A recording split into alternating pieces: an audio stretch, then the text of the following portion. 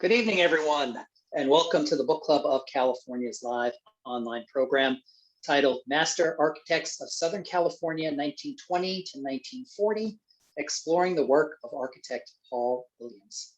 We're going to be getting started in just a minute or so. We're letting in participants from the waiting room right now, so just sit back and relax. Again, we will be starting in just a moment or so. We appreciate your patience. Thanks.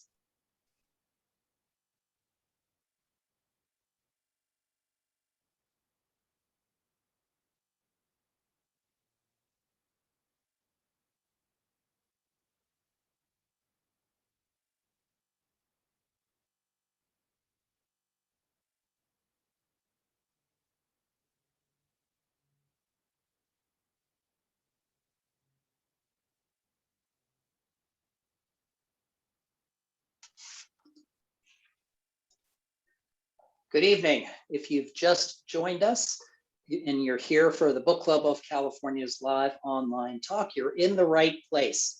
Tonight, our program is titled Master Architects of Southern California 1920 to 1940, Exploring the Work of Architect Paul Williams. We're going to be getting started in just a moment or so. We're going to let some folks enter from the waiting room. So again, sit down, relax, be patient, and we'll be getting started in just a moment. Thanks.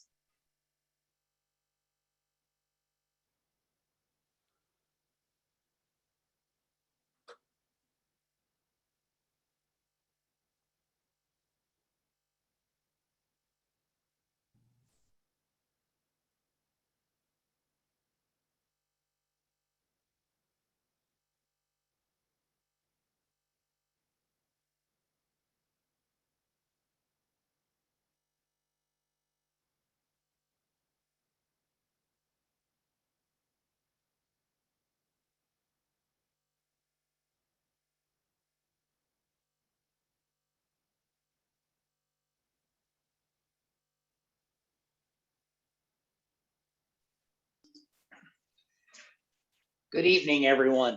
It's just a few minutes past the top of the hour, and I think we're going to get started. So again, good evening, and welcome to the Book Club of California's live online program titled Master Architects of Southern California, 1920 to 1940, Exploring the Work of Architect Paul Williams, a live online presentation by author Stephen G. My name is Kevin Kosick, and I'm the Executive Director of the Book Club of California, and it's my pleasure to welcome you and host this webinar. Tonight, we have more than 175 people registered for this presentation. So for those of you who are new to us, the Book Club of California is a nonprofit, member and donor supported organization dedicated to preserving and promoting the history of the book and the book arts. Oftentimes, we do that with a focus on the literature and history of California and the West. The book club publishes limited edition books, a scholarly journal, and keepsakes. We host a year-round series of exhibitions and programs like the one this evening on topics including fine printing, design, typography, bookbinding, collecting, history, and much, much more. If you're not a member, or if your membership has lapsed and you're interested in what we do, please consider joining our century-long tradition. Our membership dues are modest, but the benefits are many. We simply cannot do the work that we do without the support of our members. So I encourage you to visit our website at bccbooks.org to join or donate to the book club. And now for tonight's program and our presenter. Master Architects of Southern California, 1920 to 1940, Exploring the Work of Architect Paul Williams, a live online presentation by Stephen G. Stephen G is a writer and television producer based in Los Angeles. He is the author of Iconic Vision, John Parkinson, Architect of Los Angeles. Most recently, Stephen authored Los Angeles City Hall, an American Icon. G has worked on numerous award-winning television productions and has directed and produced live coverage of high-profile news stories, including US presidential elections, important court cases, Hollywood events, as well as disasters, including the 9/11 tragedy. A graduate of London's City University, he began his career as a newspaper reporter in Norfolk, England. and he lives in Los Angeles now and has lived there since 1995. Tonight, Stephen is going to be speaking to us about the incredible life and career of Paul Williams. The orphan son of an African-American fruit and vegetable merchant, Williams was repeatedly told he had no chance of ever realizing his childhood dream of becoming an architect. The odds were against him succeeding. And yet, he ignored the naysayers to reach the pinnacle of his chosen profession while overcoming widespread discrimination throughout early to mid-20th century America. Often working in neighborhoods where, because of highly discriminatory racial covenants, he himself would not be allowed to live, his designs were at the same time graceful and relaxed. His mastery of harmonious proportions and signature undulating lines and his innovative use of color helped define a golden age of Southern California architecture. Master Architects of Southern California, 1920 to 1940, Paul R. Williams, the book, focuses on 30 of Williams's most acclaimed projects, as featured in the early pages of the Architectural Digest. And it is the most extensive biography of the pioneering Black architect to date. So if you have questions for our presenter this evening, please use the chat or the Q&A function in Zoom. We should have some time at the end of the hour to take questions, and we'll curate those questions from the Q&A in the chat. And now it's my great pleasure to introduce Stephen G. and pass over the controls for tonight's webinar. Stephen, welcome and take it away. Thank you, Kevin. I appreciate the opportunity. You know, it's been a real privilege to research Paul Williams and to write about him. As Kevin mentioned, he was a remarkably prolific architect, working on more than 3,000 projects in a near 6-decade career.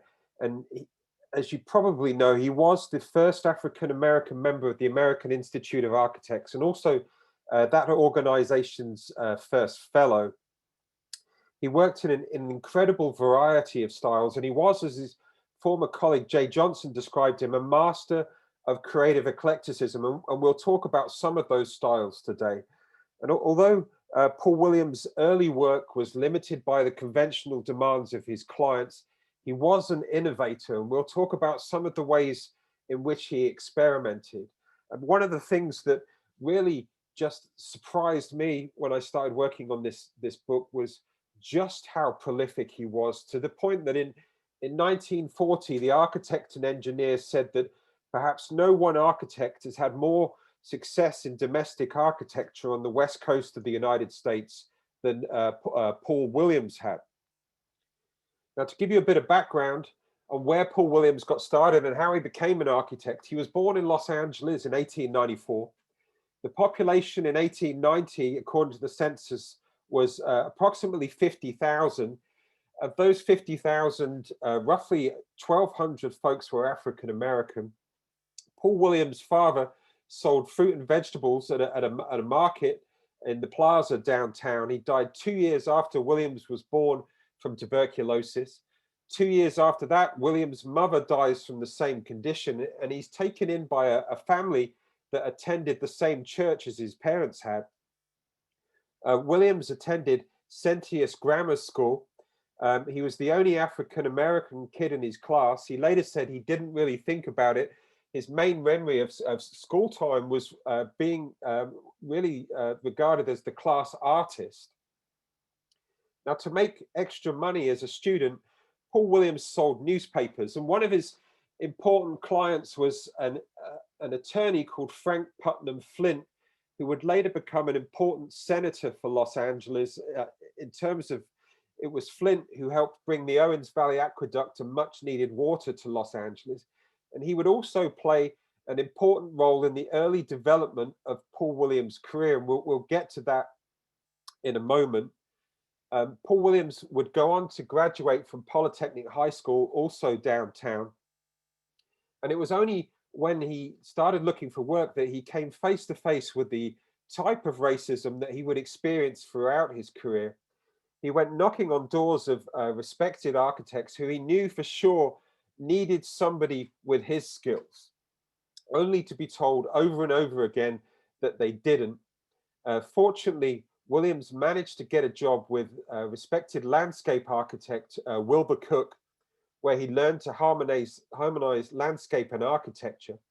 He went on to work for Reginald Johnson, who was really one of the deans of Southern California architecture at that time. He then worked for Arthur Kelly, who is best remembered for designing what we today know as the Playboy Mansion.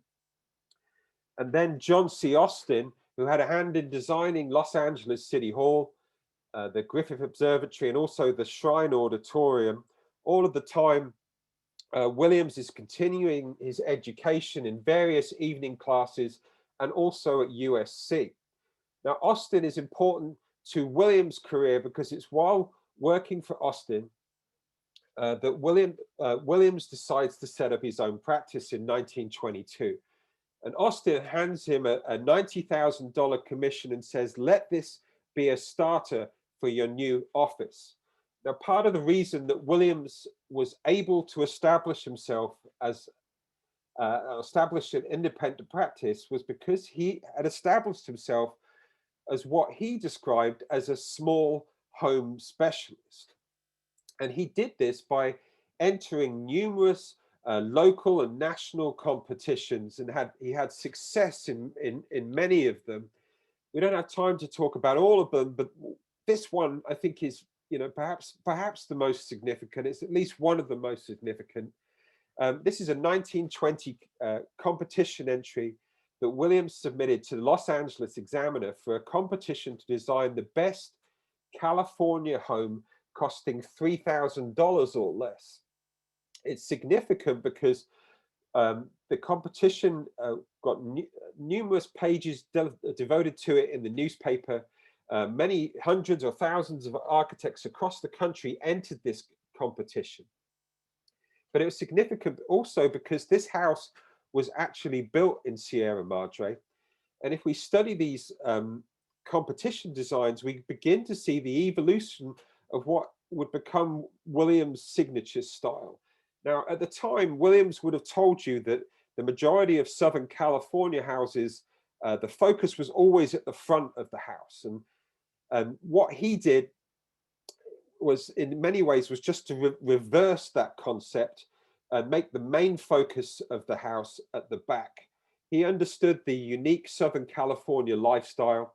He understood that life in a Southern California house really happened at the back. And what you see in many of his designs is that you see the kitchen move to the front of the house and the dining room and the lounge move to the back of the house. Now, this particular competition is important too because it gets the attention of Frank Putnam Flint, no longer a senator.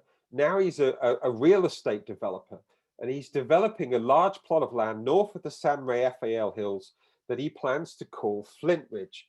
And he reads about this promising young architect called Paul Williams in the newspapers, unaware that Williams is the adult version of that same kid he bought newspapers from all those years earlier.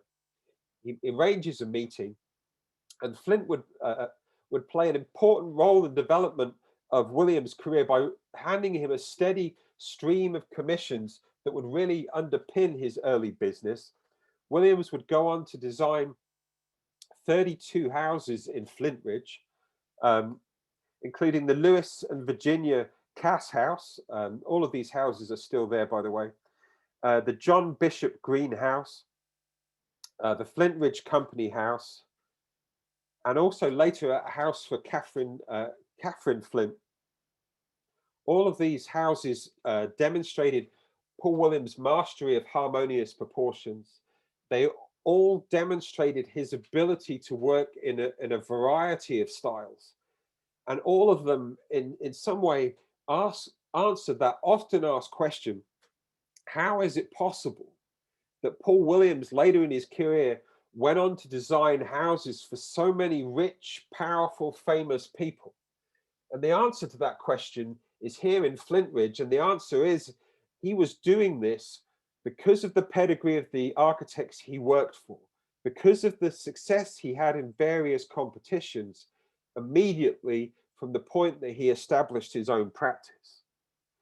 Now, some of Paul Williams' early non-residential work include the Second Baptist Church at 24th Street and Griffith Avenue, and also the East 28th Street YMCA. Paul Williams had been a cadet at the YMCA in 9th Street, and he was determined that he would compete for this building, not on any sentimental grounds. He wanted to be judged on his own merits. And part of the reason that he was chosen was because of his residential success. It was believed that he could give this building a more home-like appeal. And really, that's the beginning of a trend that you will see throughout Williams' career, when he's bought into these non-residential projects because it's believed that he can give them the warmth and casual elegance of one of his residential designs. Which brings us to the first design that Williams did that was featured in the Architectural Digest. This is the Bachmann house, built in 1927. It featured in the Architectural Digest in 1930.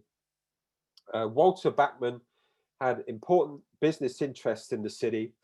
Along with his wife Juliet, they purchased the land for this house directly from developer G. Allen Hancock, who developed what would become known as the Los Angeles neighborhood of Hancock Park. And we often talk about Williams not being able to live in the houses or the neighborhoods that he designed in. And what does that actually mean in practical terms? Well, in terms of this house, there's a contract between Juliet Bachmann and G. Allen Hancock that includes a line that says, said property shall not at any time be lived upon by any person whose blood is not entirely that of the Caucasian race. There are at least 30 houses in this book, and pretty much all of them before 1940 includes some kind of language that basically equates to that. The design of this house it's a Spanish colonial residence. As I mentioned earlier, Williams worked for Reginald Johnson, who was really known as the dean or the master of these types of houses.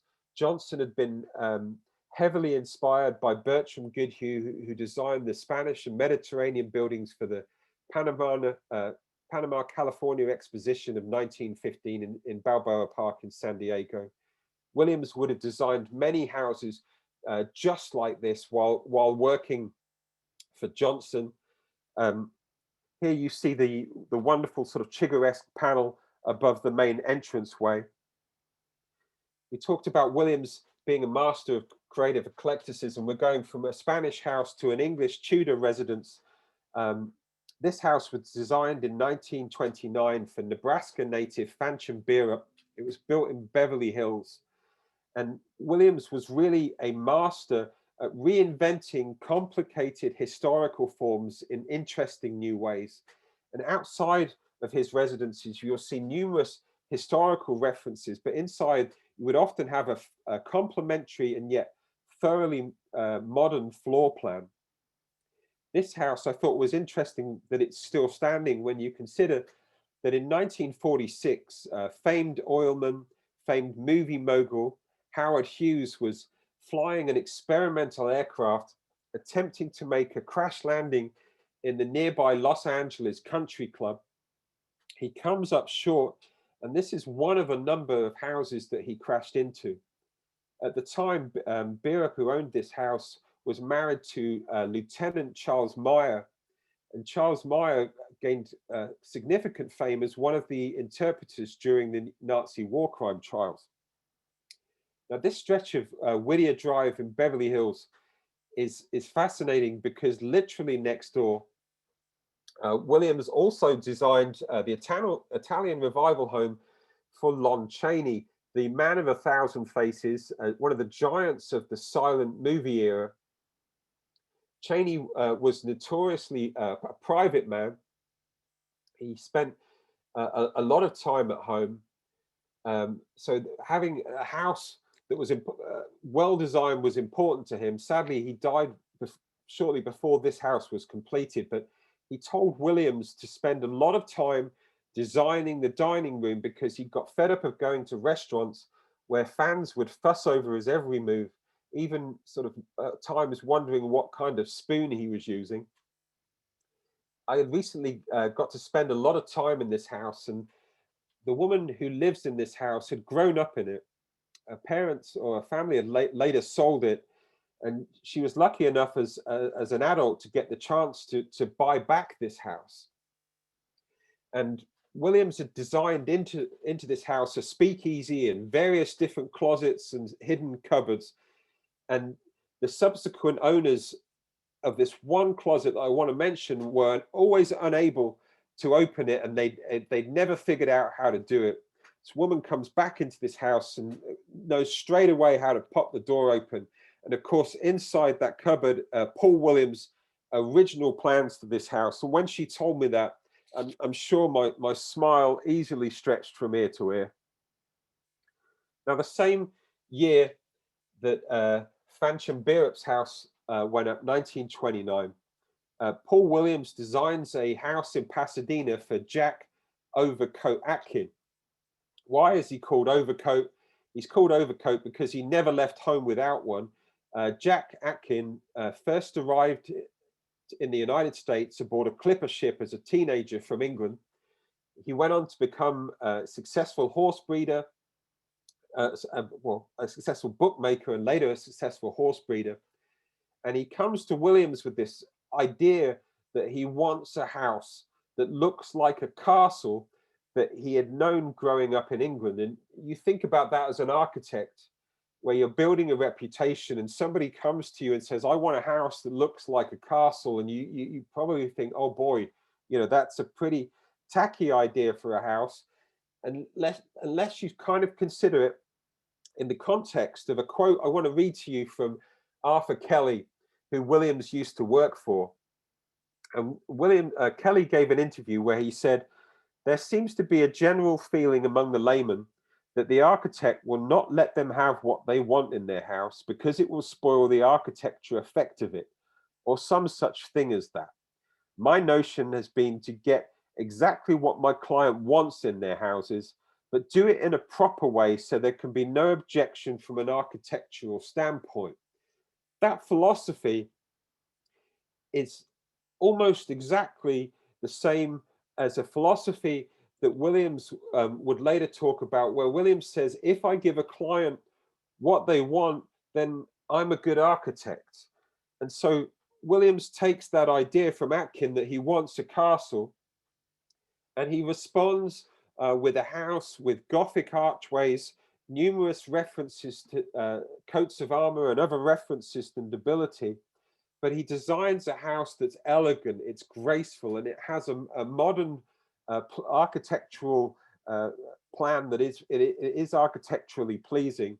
Sadly, this house burnt down in 2005.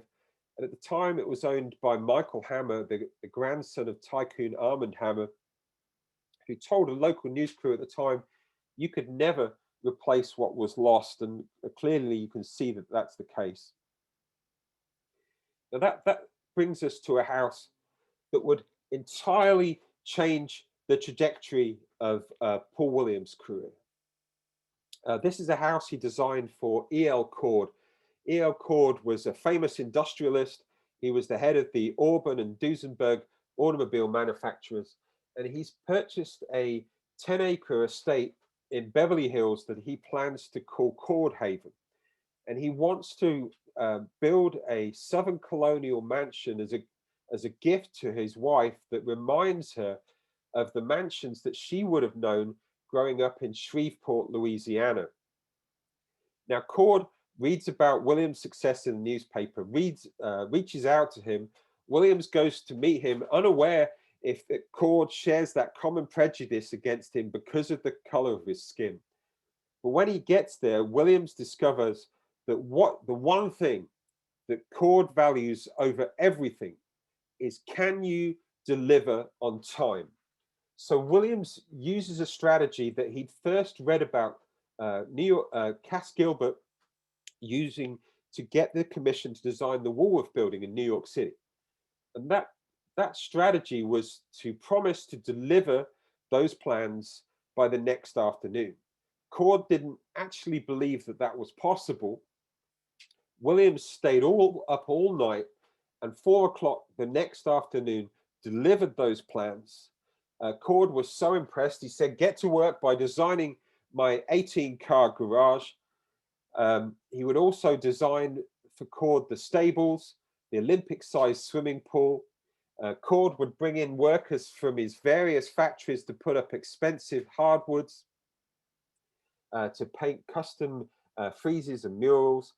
One of the things that I found fascinating from speaking to Coate's grandson was that all of the furniture in this house is actually reproduction. Coate refused to sit on anybody else's old furniture. This is the music room for the Coate estate that Williams described as the most beautiful room in the United States. It had soft green woodwork and satin paneling. Sadly, this house was demolished in the mid-1960s. At the time, the Christian Science Monitor described it as one of the finest privately held estates in the Western United States. Now, the next house I included for two reasons. One of them, it's on the cover. It's on the cover of this book, which I work with. I should mention that I work with Mark Appleton and Brett Parsons. The other reason, probably more important, is that it was one of Paul Williams' personal favorite houses. And you think in the time that we've been talking, we've seen a Spanish colonial house. We just saw a Southern colonial mansion. We've seen an English Tudor house, an Italian revival house, and now we have a house that's a blend of French Normandy and French provincial architecture. It was built in 1933 for Henry Collins, a stockbroker from Iowa who came to Southern California in hopes of improving his health. It's a 5-bedroom, 5-bath house featured in the Architectural Digest in 1936. It's important for many reasons, but perhaps the most important reason is because it's still there, and because it's only ever had 2 owners, it still looks remarkably the same. Now, you're probably starting to get the idea that Williams would become, in many ways, the preeminent architect for designing houses for rich and famous people in Southern California. And this house is certainly no exception to that rule. This is what was described at the time as a modernized Georgian mansion. It was designed for Lillian and Jay Paley.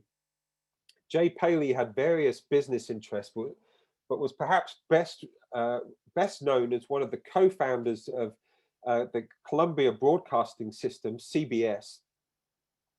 It's interesting when we look at the exterior of this house, we see a sort of blend of architectural styles, but you also see in the driveway Williams' signature curved lines leading up to the house. That's one of the common features that you find throughout his larger residential commissions. This house had 32 rooms, including this, the games room, and this, the bar. One of the things that Williams did consistently was work with the latest, highly respected interior designers. He worked on this house with Harriet Schellenberger. He worked on the exterior of the house with landscape architect Huntsman Trout. And Trout and Williams designed this incredible swimming pool, Zodiac and Sunburst swimming pool that includes tiles imported from France. This is really one of the most famous residential swimming pools, perhaps in all of the United States. And if you're sitting at home and thinking, I've got a little bit of money to burn in my pocket, I would love to, one day live in a Paul Williams house. This residence is currently for sale, I believe, for $75 million. Anyway, at the same time that he was working on Paley's house, Williams was approached to work on what would become one of his most celebrated commercial projects. This is the Music Corporation of America building in Beverly Hills.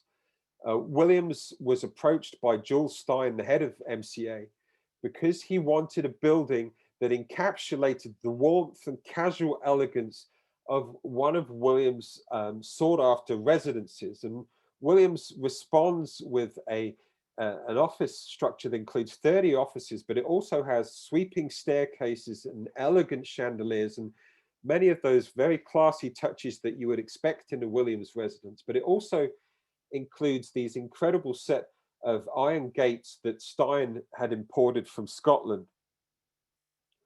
Now you probably look at this next house and you'll think, well, why did this guy put this this house in this presentation? It doesn't look very interesting.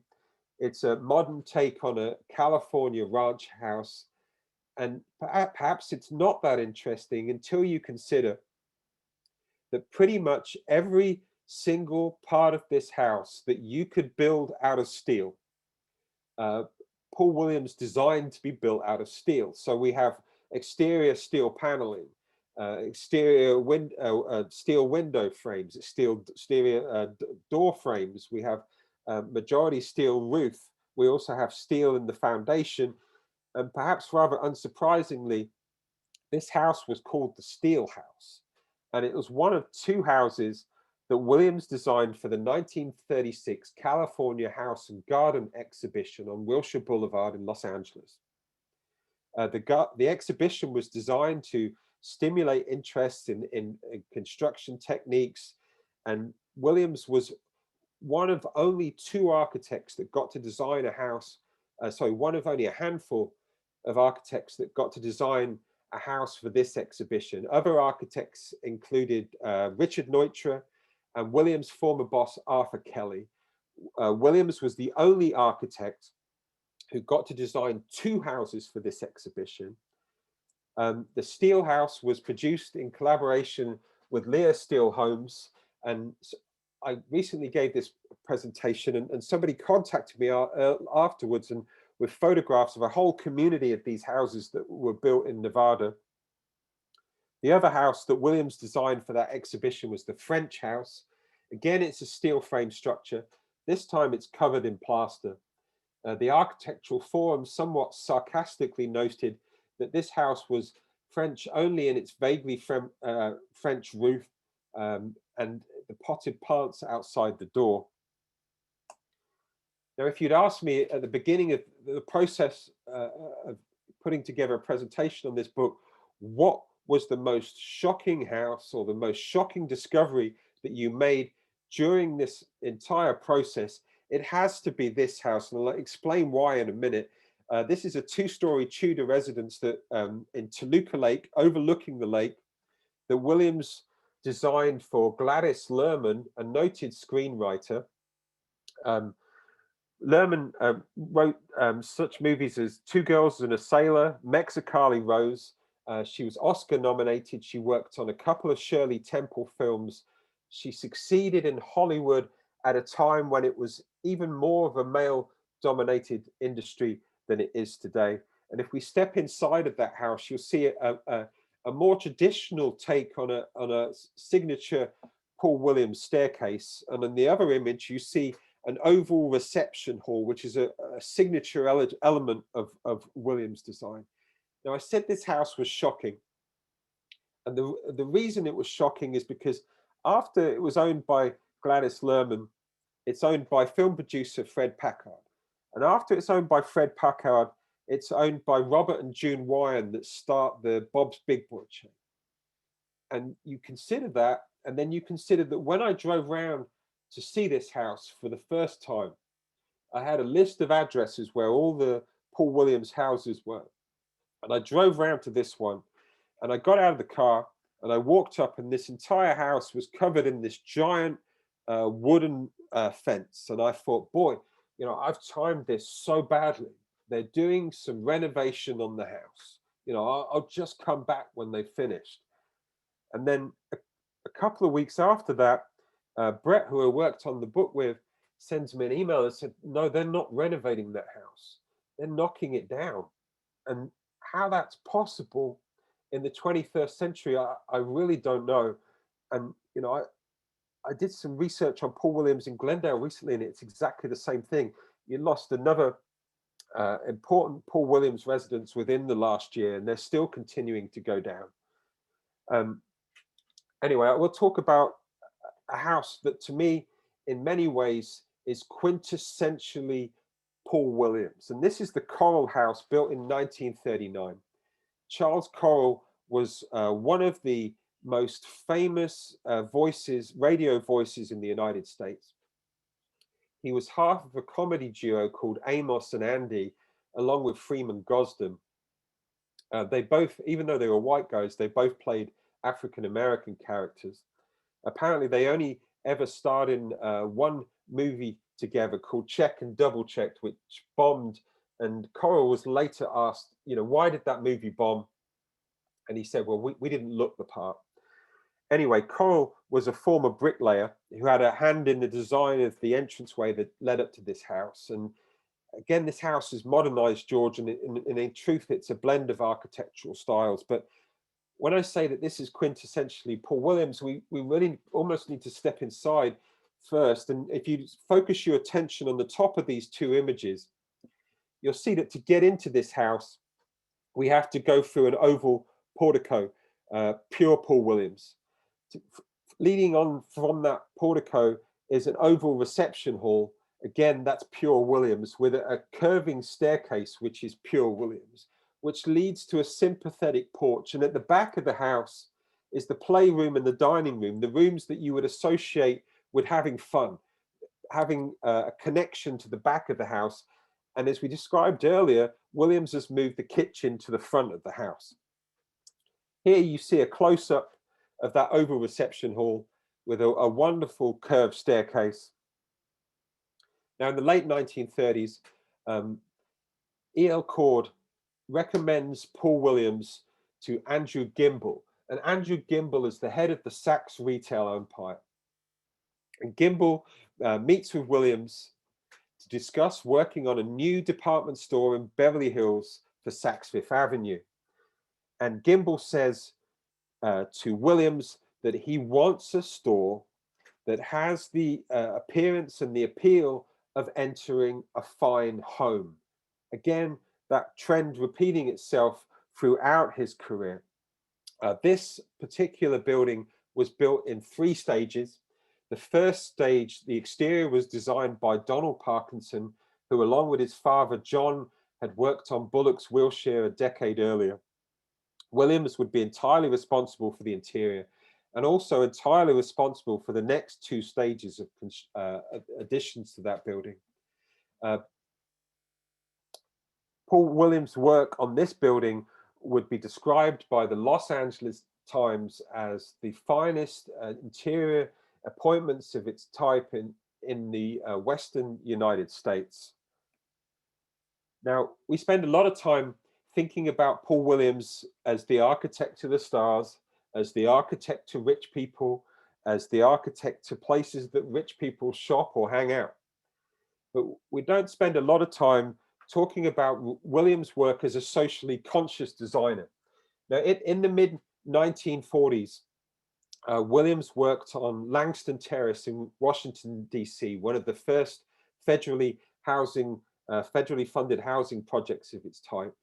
And in the early 1940s, he works on Pueblo del Rio in South Los Angeles, a commission that would later be described as his most unorthodox work. And you can see here clean lines, flat roofs, the 2-story apartments for workers at nearby factories and veterans, because of its grid-like streets, would be compared almost inevitably to housing projects in Germany. But what fascinates me about this project is that Williams is the chief architect, and the other architects on this project include Richard Neutra, Gordon Kaufmann, Welton Beckett, Adrian Wilson. I mean, that is a complete dream team of Southern California architecture, with Williams as the chief architect. Now, by 1940, there is a huge shift in Williams' work, where 40% of his work is now residential, 60% of it is commercial. And when he's asked to explain the difference, Williams said that I've designed so many houses for wealthy clients that it's almost inevitable that commercial projects would follow. You probably, if you're interested in architecture, recognize the other guy in the picture as A. Quincy Jones, who worked for Williams between 1939 and 1940. He also collaborated with Williams on the design of the Roosevelt Naval Base. And in the mid-1940s, the pair of them form a partnership for the purpose of designing clubs and hotels. Now, the more than 20 projects that they worked on together included the Palm Springs Tennis Club, where they transformed what had been a rather traditional structure into an experimental structure that embraced its desert location. They added dining room, cocktail lounge, and other spaces. And Williams would later say that they really treated this project as a constant laboratory of new techniques and new materials. And if you want to see what a collaboration between two master architects of this particular two looks like, this image really sums it up, because we have the wonderful undulating lines of the two-story bar that is pure Paul Williams, looking out through these dramatic walls of glass that is pure Jones. Now, like many architects, Williams' designs evolved in the 1940s to include designs that maximize natural light. Here you see the clean lines and the flat roof of a house that Williams designed in 1949 for Tevis Morrow, a wealthy oil baron. Clean lines, but we still have this undulating pathway. And we see, if we go to the back of the house, again, the focus of a Southern California house in Williams' mind so often would be at the back of the house, and we have the lounge and the dining room moved to look over these the wonderful swimming pool. And again, we see in this house that we have this wonderful curved stairway that Williams is famous for. Now, I don't really have time today to talk about Perinos, other than to say that Williams transformed what had been a thrifty mart into one of the most celebrated, sought-after restaurants in Southern California. It was one of those rare places that New York critics would go out of their way to praise. In fact, one of them even described it as perhaps the only sign of life west of the Hudson.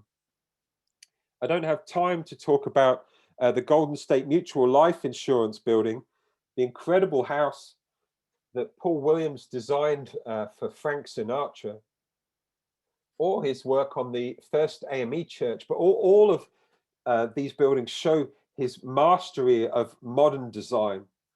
And all of them you can read about in this book that is available through Angel City Press. But it was a privilege to talk to you today, and it was a privilege to really to research Paul Williams. So with that, I'll hand it back to Kevin. Wow, that was super fascinating. I don't know the right words to describe how I'm feeling about this presentation, because I honestly had never even heard of Paul Williams before hearing about this book and having you come on here to do this talk. And frankly, it's shocking given how prolific he was. I mean, 3,000 plus projects, and the kind of lasting impact he has had, and the clients that he's worked for. I mean, I think the first question that we should ask is, like, why haven't we heard more about Paul Williams? Well, I mean, there's been a bit of quite a bit of a revival of interest in Paul Williams. There's a photograph book that came out at the same time that this one did, and there was recently a PBS documentary on him. I don't think he's ever kind of gone away. There's always been pockets of interest in him, but I don't think we really understood the true scale of what he managed to achieve. Yeah. Which is enormous. But what fascinates me about Paul Williams, well, one of the things, there's so many things that fascinate me, but one of the things is that he existed in all of these different periods that we find interesting about Southern California architecture. Mm-hmm. 1920s, the 1940s, 50s, the 70s, the 60s. He's there through all of it. And because of the way that he develops his skills, and because of the people that he worked for, because of the competition successes, he's at the top of his game almost immediately, and then he stays there for that entire period, you know, which is remarkable. You know, it's hard to think of, you know, that many of our architects that really just got up to that point and stayed there. So. Yeah, I mean, you mentioned just now, and we talked a little bit about this before, the importance of those competitions to getting him started in a time where there was such overt racism and prejudice, right? Yeah, I think the competition entries are fascinating to me because, you know, Paul Williams is one of those lucky people in life who figures out exactly what they want to do. You know, this is exactly who I want to be, and I don't want to be anything else. You know, how can I achieve that goal? And he recognizes that, you know, that he can get prestige and recognized through these competitions. And you've got to think at the time that if you're entering a competition, it's probably unlikely that when you submit an entry, they're going to ask you what race you are. You know, so in some really kind of weird way, Paul Williams got a level playing field to show just how brilliant he was at a time when the system was entirely rigged against him. And you have to think that if he hadn't taken the initiative to enter those competitions, it's probably possible that he never would have got the attention of Reginald Johnson, who really boosts his career. You know, he never, you know, would have immediately, you know, been hired by some of the architects who really are some of the giants of that period. And, you know, would he have had the career that he'd had? Quite possibly, because he was that good, but at the same time, it would have been so much harder. Yeah, it would have been a completely different trajectory for him to get quite to maybe possible. that I mean, same we'll place. never know, but it's interesting to think that, you know, in that system at that time, that he found a way to still prove himself. Mm-hmm. Yeah, that's incredible. What I also found was incredibly interesting was the Flint connection, right? I think that was his name, Flint. Yeah, who had an initial early interaction with him, and then later kind of was reintroduced to him and helped him further his career, which was pretty cool. Yeah, you know, whenever I think about, you know, if you had a couple of opportunities to listen in to a Paul Williams conversation, I would have loved to have listened in to him meeting Frank Flint for the second time around, really, you know, and right. saying, you know, I saw the newspapers all those years earlier, you know, that remember me? Yeah, exactly. Yeah. So we didn't talk much about his family because his parents died early, right? I think that's what you said. So was he an only child? Brothers, sisters, other cousins? I mean, he had a brother. They were separated, taken into different houses. I mean, you know, you think about his home situation, and then, you know, you think about all the other obstacles that he had stacked against him. It's, you can just keep counting them, you know, and it never stops. I mean, but you know, the thing about Williams is that it's not just a story about somebody that overcomes an incredible array of obstacles. He also overcomes this incredible array of unnecessary obstacles and goes on to reach the pinnacle of his profession at the same time. So yeah, it's incredible that this story, his success, given all of those challenges, is it's mind-boggling. There's a question about, I think you mentioned there was one project they mentioned in DC was a project that he worked on, but it appears most of his projects were Southern California. Did he have any Northern California projects? Yeah, I mean, he did a house in San Francisco. I mean, once you I mean, the more you delve into him, he did houses all over the country, you know, and he sort of prided himself on almost exporting the Southern California design style. So yeah, I mean, there's examples of his, you know, his work over many different parts of the country, and you know, in Northern California. So yeah, the more you look for Paul Williams, the more you find him. I mean, in 3,000 projects, they kind of start popping up everywhere. But the book focuses really on 30, is that right?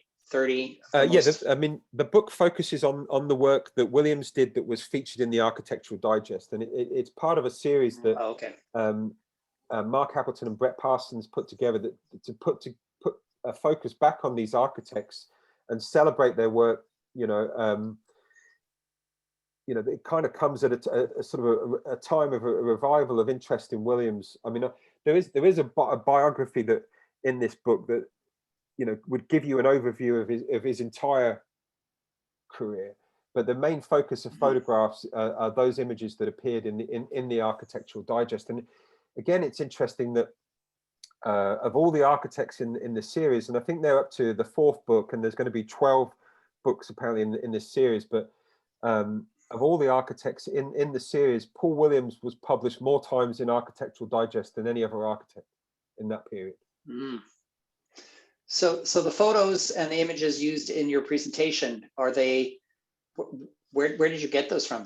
From an archive, from Architectural Digest? All the photos in here are from Architectural Digest, and then there's some original sort of new color images at the front of the book, but it's pretty loyal to the Architectural Digest. And even the images of him as I mean, the images of him came from different places, including the California State Library and the Los Angeles Public Library as well. Yeah, it's a book club audience, so they're always interested in where your sources, where you did your research, oh boy, and where you got your images. So yeah, sure. So you don't have to cite every reference. Just curious, sometimes they're from families or oral histories or libraries and archives. So. No, it's true actually. I'm fortunate that this is the 4th book that I've worked on, and it's weird the way that you start reading books backwards after a while. I'm fascinated by other people's sources. Where did they dig out bits of information, and it would be so interesting for somebody else to go and write a book on Paul Williams now, just so I could have a good conversation about where you found everything. Right. So there's a couple of questions about Paul Williams, where he lived and what his house looked like and stuff like that, because we've seen all his projects, but maybe you could tell us a little bit about how he lived. Well, I mean, one of the interesting things about Paul Williams' story is that in 1937, Paul Williams wrote a rather controversial article where he wanted to get a lot of different things off his chest. And one of the things that he talks about is the fact that he lived in a fairly modest house, and that every day he went to work and he designed these incredible mansions. And he said that, I have enough money, I could buy a house just like one of these that I'm designing every day, but I can't, because of the incredibly prejudicial, racially restrictive covenants in the city. He's confined to living in certain areas, and it's only and when those restrictions start to ease up that you see Paul Williams move into a house that he designed for himself. And in the early 1950s, he designs a house in Lafayette Square neighborhood of Los Angeles. That's a very a modern house. It looked very similar in many ways to that house I showed you for Tevis Morrow towards the end of the presentation. It has clean lines, perhaps a bit more, a few more curves than in the design of that house than Morrow's house. But it's one of the sad but telling parts of Williams' story that we don't see him designing a series of houses for himself. It's not until the 50s that he can move out of that neighborhood and into a house that better reflects the success that he's had in his life. There's a couple of questions about kind of having done so many projects, so many large projects. There's questions, I guess, about his staff. Like, what was his architecture office like? How many? I doubt he could do all of that by himself, right? He must have had associates and staff, and that question then also turns into the question of, was he known or did he have a history of mentoring other young architects, other young Black architects, for example? Yeah, I mean, I think I'd have to double check this number, but I think at probably the height of his success, it gets up to about 50 folks in his office. It was interesting that I believe it was Jay Johnson, who worked for Williams, said, you know, regardless of how busy the office is, nothing leaves this office that doesn't have his hand in it. You know, that he hasn't touched in some ways. I found it interesting to read interviews where reporters would talk about the multiracial nature of Williams' offices. You know, he obviously mentored a lot of important African American architects. I mean, I mentioned Jay Johnson, Max Bond, and others, but it was just a variety of different people. Often, you know, he would have a few graduates from USC where he'd studied, you know, or other preeminent universities. But, you know, I think there are an awful lot of architects that owed their start in life to Paul Williams. You know, and I think it was interesting, you know, whenever I'd come across a reference to the different types of people that would be in his office, to see how, you know, more open-minded he would have been than, you know, perhaps, you know, obviously because of his own experiences, than some of his colleagues at that time. Right. Wow. There's a couple of questions, comments about Paul Williams and his role in Los Angeles Airport, and the project, because he did stuff at the airport. Is that correct? Yeah, I mean, Williams was part of a team of architects that designed Los Angeles Airport and the sort of the horseshoe design that went along with it. Unfortunately, Julius Schulman, the noted photographer, took an image of him in front of the theme building, which kind of led to this myth of an idea that Williams was responsible for designing the theme building. That design, I believe, came out of the office of Pereira and Luckman. But Williams did have a hand in the design. He was part of the team that went into that, also along with, I guess, with like Welton Beckett as well. But he wasn't responsible for perhaps the most iconic building at the airport, which many people still assume that he was. So we're almost at the top of the hour. So I'm going to just tell the attendees that if you have a question and you didn't get it into the Q&A or the chat, now is the time to do that, because we're just going to take a few more questions before we wrap up. I'm going to also just share, Stephen, with you some of the great comments about your presentation tonight. Spectacular presentation. There's another one over here. A terrific, great presentation. Awesome history, I saw in here somewhere. Lots of great positive feedback. Oh, absolutely awesome history. Thank you. This was terrific. Other great jobs. A couple of fantastic info is showing up here. I'm not seeing any other questions there. Let me just pick a couple of very specific ones. Let's see. I think there's this question. You mentioned Adrian Wilson as one of the architects that he's worked on the Pueblo del Rio project, I think. Is that any relation to the San Francisco printer named Adrian Wilson? Or is that? No, I mean, I don't know of any connection between the two of them. I don't know enough about Williams, Wilson's personal history to answer that. But what I would say about Adrian Wilson is that, you know, he's another one of those characters that doesn't get anywhere near the recognition that they deserve. A frequent collaborator with Williams on some of his biggest commercial projects, who's just kind of faded into the background in the history, but an important character in the built environment of Los Angeles. Mm-hmm.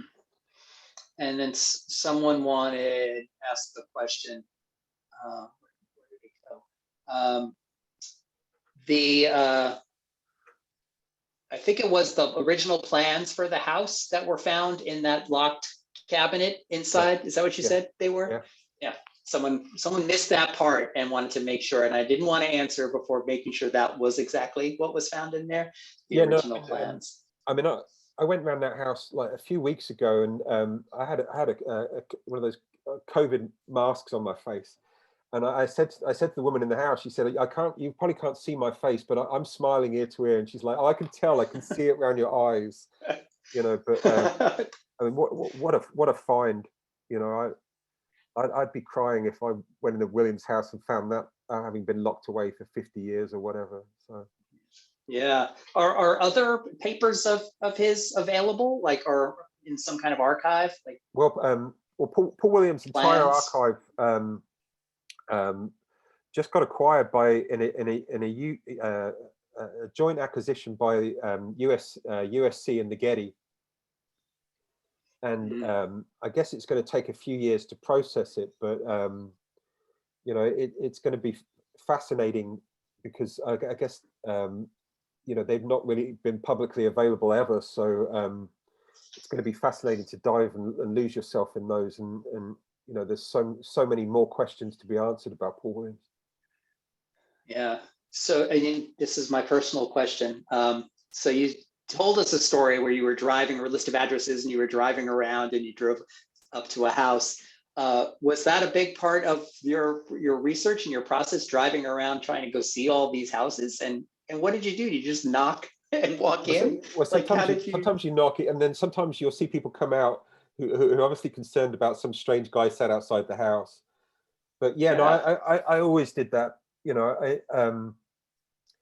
I remember when I wrote a book about John Parkinson, who designed the Colosseum in Los Angeles, and the guy who ran the Colosseum at the time let me sit in the Colosseum and work on my book. You know, and I'd be sat alone in a 100,000-seater stadium, and then writing about, and it's just very profound. You know, I mean, even though, you know, because a lot of these houses were owned by rich and wealthy people, and you know, one of the downsides of, you know, being interested in architecture is predominantly known for designing rich and wealthy people's houses, is that they have the money to remodel them.